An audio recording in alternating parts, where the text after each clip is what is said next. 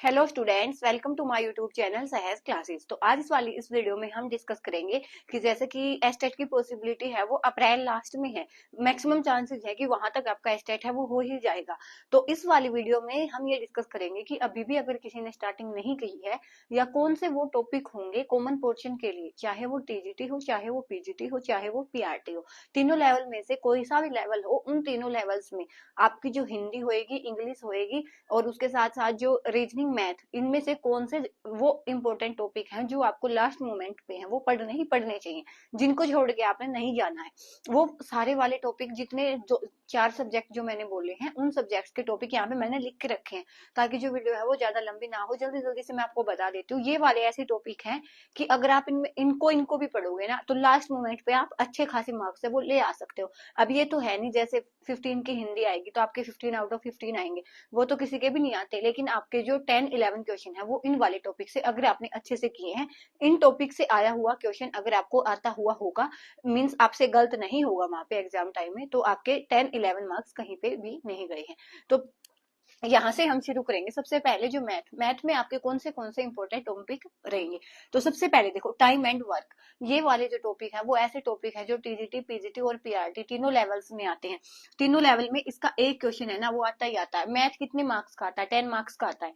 10 marks का math है और उसमें से यहाँ पे देखो 8 टॉपिक मैंने लिखे हुए हैं और 8 के 8 टॉपिक ऐसे हैं कि हर बार एक क्वेश्चन आपको मिलेगा ही मिलेगा। उसके बाद सेकंड है प्रॉफिट लॉस का। ये वाला टॉपिक भी आप चाहे पीवाई के उठा के देख लेना, एक ऐसे टॉपिक है जहां से क्वेश्चन आता ही आता है। कोई ये मिनिमम बिल्कुल रेयर चांस होगा कि कभी नहीं आया, तो वो बात अलग है। उसके बाद है ज्योमेट्री, कि ज्योमेट्री से भी आपका एक क्वेश्चन मिलेगा ही मिलेगा, क्यूब का, क्यूबॉइड का, वो वाली चीजें यहाँ पे मिलेंगी मिलेंगी। उसके बाद क्या है, बोट एंड स्ट्रीम वाला, यहाँ से भी एक क्वेश्चन है वो आता ही आता है।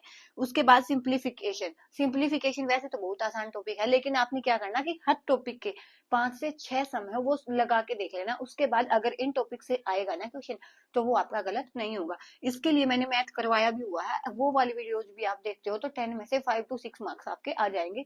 प्लेलिस्ट में जाके देखना, अगर आपको लगे कि बेनिफिशियल है तो वहां से पढ़ लेना, क्योंकि वहां पे मैंने सारे टॉपिक वाइज पीवाईक्यू करवाए हुए हैं कॉन्सेप्ट के साथ। उसके बाद है नंबर सिस्टम। नंबर सिस्टम से भी एक क्वेश्चन आता ही आता है मेंसुरेशन में, जहाँ पे आपको ये 3D 2D स्ट्रक्चर्स होती हैं उनके निकालने होते हैं, एरिया हो गया, वॉल्यूम हो गया। उसके बाद स्पीड, डिस्टेंस, टाइम। ये वाले जो टॉपिक हैं वो आप लास्ट टाइम पे पढ़ सकते हो मैथ में। और यहाँ पे अगर आपने इन टॉपिक को भी अच्छे से किया है तो 10 आउट ऑफ 10 तो मैं नहीं बोलूंगी, लेकिन 10 में से आपके 6 to 7 मार्क्स है वो कहीं भी नहीं गए। और लास्ट मोमेंट पे अगर आप 10 में से 6 to 7 मार्क्स लेके आते हो तो वो मार्क्स कम नहीं है। उसके बाद देखो रीजनिंग में कौन से इंपॉर्टेंट टॉपिक हैं। उसके बाद है ओड वन आउट वाला। फर्स्ट टॉपिक है ओड वन एंड आउट, जिसमें आपको 4 डिजिट दिए होते हैं या तो 4 कोई भी नंबर दिए होते हैं, उनमें आपने बताना होता है कि कौन सा 3 एक जैसे होते हैं और एक अलग होता है। उसके बाद कैलेंडर। यहाँ पे ये वाला जो टॉपिक है ना, इससे हर साल तो नहीं आता लेकिन कई बार क्वेश्चन आ जाता है, तो एक बार आपने इस वाले टॉपिक को भी देखना है। उसके बाद है डिस्टेंस एंड डायरेक्शन। डिस्टेंस और डायरेक्शन से भी जो रीजनिंग में क्वेश्चन आता है, वेन डायग्राम हो गया, ब्लड रिलेशन हो गया, एनालॉजी हो गया, seating arrangement, ranking, alphabetical series और मैथमेटिकल ऑपरेशंस। ये वाले टॉपिक ऐसे हैं जहां से आपके एक एक क्वेश्चन है वो चाहे टीजीटी हो, पीजीटी हो, पीआरटी हो, हर बार देखने को मिलता ही मिलता है। तो ये वाले क्वेश्चन आपने इनमें से जो इंपॉर्टेंट है, सीटिंग अरेंजमेंट का हो गया, रैंकिंग का हो गया कि कौन सा बड़ा है, ये उससे बड़ा है, ये उससे छोटा है, ये वाले क्वेश्चन हो गए। उसके बाद अल्फाबेटिकली सीरीज पे भी एक आता ही आता है अल्फाबेट में, उसमें आपको या तो उनका जो नंबर के अकॉर्डिंग वर्ड अरेंज करने होंगे, तो वो उसमें ये वाला कॉन्सेप्ट पे भी एक क्वेश्चन आता है। उसके बाद यहाँ पे ये प्लस को माइनस बोल दिया, माइनस को प्लस बोल दिया, डिवाइड बोल दिया, मल्टीप्लाई बोल दिया, एक क्वेश्चन ऐसे करके भी आता है। तो ये वाले जो टॉपिक है वो रीजनिंग के लिए आपके बहुत इंपॉर्टेंट है। यहाँ से भी अगर आपने अच्छे से किया है तो 10 में से साथ में इनके पीवाईक्यू आपने करने ही करने हैं हर लेवल के, चाहे आप कोई भी एक लेवल दो, लेकिन आपने जो पीवाईक्यू है वो तीनों लेवल के करने हैं। उसके बाद हिंदी के जो मेन टॉपिक है वो क्या आते हैं, सबसे पहले जो मेन टॉपिक है वो आपका आता है संज्ञा का। उसके बाद आता है सर्वनाम का, विशेषण, उसके बाद संधि, समास, अविकारी शब्द जिनको आप अव्यय शब्द भी बोलते हैं। उसके बाद वर्ण विचार, क्रिया विशेषण, कारक हो गया। और रस से हर बार नहीं आता, लेकिन अगर आपको मोटा मोटा कॉन्सेप्ट है इसका एक बार आपने देख लेना है। उसके बाद देखो पर्यायवाची अनेकार्थी, ये आता तो हर बार है क्वेश्चन यहाँ से यहाँ से, लेकिन वही है, ये चाहे आप कितना ही पढ़ लो लास्ट मोमेंट पे हमें पता नहीं होता ये हमें जो हमने पढ़ा है वहां से आएगा या नहीं आएगा। तो इन दोनों को तो आप ऐसे स्किप भी कर सकते हो। ये वाले जो टॉपिक है वो आपने अच्छे से पढ़ने हैं हिंदी के लिए, चाहे आपका कोई सा भी लेवल हो, टीजीटी, पीजीटी, पीआरटी। उसमें अगर आपकी 15 मार्क्स की हिंदी आती है ना तो आपके 10-11 मार्क्स आसानी से आ जाएंगे। इससे ज्यादा तो मैं नहीं बोलूंगी, क्योंकि 15 आउट ऑफ 15 किसी के नहीं आते, जो रेयर चांस होता है कि किसी के आएंगे। अदरवाइज आपके जो 10-11 मार्क्स है वो कहीं पे भी नहीं गए, अगर आपने इन वाले टॉपिक से आया हुआ क्वेश्चन आपका गलत नहीं हुआ होगा। उसके बाद आता है हमारा इंग्लिश। इंग्लिश में जो मेन मेन टॉपिक रहते हैं वो कौन से हैं?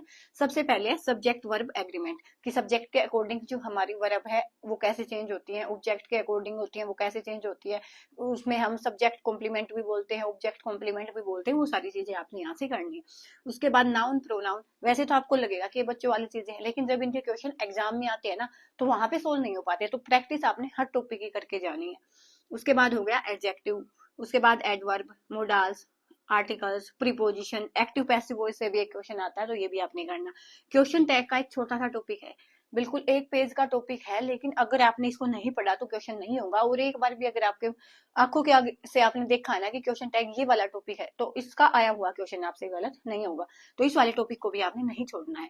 उसके बाद वर्ब टेंस हो गया, क्लास एंड सेंटेंसेज हो गया, और वोकैब। वोकैब वही है, चाहे आप कितना ही पढ़ लो, लास्ट मोमेंट पे हमें नहीं पता कि हमारी पढ़ी में से आएगी या नहीं आएगी, तो क्वेश्चन में भी सोल्व हो जाए, में भी ना भी सोल्व हो, तो इन वाली चीजों की आपने टेंशन नहीं लेनी है। इनको एक टाइम के लिए आप स्किप भी कर सकते हो, लेकिन देखो इतना तो आपने पढ़ना ही पड़ेगा। अगर आपको लगता है ना एस्टेट वैसे तो क्वालिफाइंग है, लेकिन इसके लिए आपको एक अच्छे लेवल की, मतलब अच्छे लेवल की पढ़ना होता है। जैसे सीटेट हो गया, सीटेट आसान होता है बजाय कि एस्टेट के, लेकिन यहाँ पे जो ये हो गया जीके रीजनिंग मैथ की वजह से थोड़ा सा टफ हो जाता है ये वाला।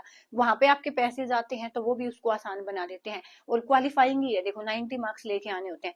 तो यहाँ से अगर आपके इतने इतने मार्क्स आएंगे, कुछ आपके सब्जेक्ट में भी आएंगे, और मेन सब्जेक्ट होता है सीडीपी 30 मार्क्स की आती है, तो वहां से भी आपके एग्जाम आएंगे। उन सबको मिला के जो ओवरऑल आपके 90 मार्क्स हैं वो इजिली बन जाएंगे। तो आपने ये नहीं देखना कि मटेरियल जगह जगह से उठा लिया, यहाँ से भी पढ़ लिया वहां से भी पढ़ लिया। चाहे 2 दिन लगा दो, लेकिन किसी भी एक स्पेसिफिक टीचर या मैम को सिलेक्ट करके उनसे ही पढ़ो। एक चीज को 5 बार पढ़ो, वो आपके काम आ जाएगी, लेकिन एक चीज को 5 जगह से पढ़ोगे तो वो आपके काम बिल्कुल भी नहीं आएगी। तो ये वाले जो मेन मेन टॉपिक थे वो आपने करने ही करने हैं। चाहो तो आप इसका स्क्रीनशॉट ले सकते हो, तो इनको आपने लीव करके नहीं जाना, और अभी भी टाइम है। अगर आप अभी भी शुरुआत करोगे तो एस्टेट है उसके लिए 1-1.5 महीना अभी भी मिल सकता है, अगर अभी भी आप प्रिपरेशन को शुरू करने वाले हो। तो बस आज के लिए इतना ही, नेक्स्ट वीडियो में मिलेंगे नए टॉपिक के साथ, तब तक के लिए धन्यवाद। Thanks for watching my video.